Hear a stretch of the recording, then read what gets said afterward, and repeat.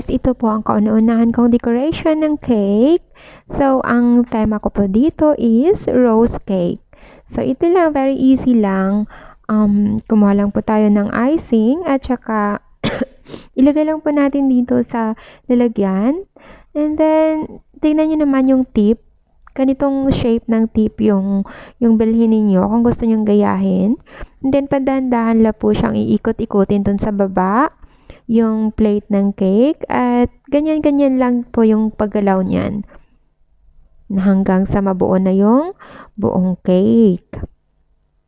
And then, sa baba naman, paunti-unti na tayong mag-design ng rose.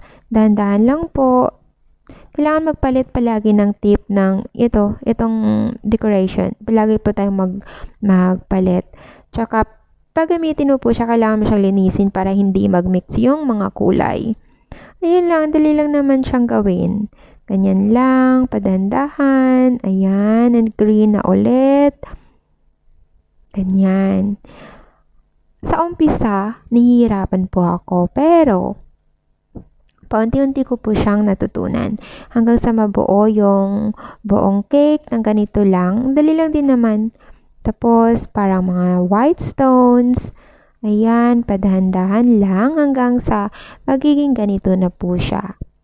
Yan. Hindi siya madali talaga sa umpisa. Sobrang hirap gawin.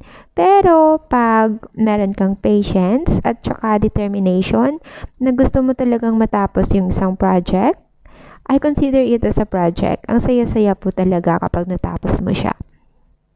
So, this is my first ever cake decoration ever.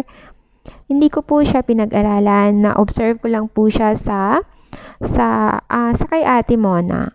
Kasi si Ate Mona is nagpa-part-time job. So, sumasama ako minsan akong sumasama kay Ate Mona at saka nag-observe.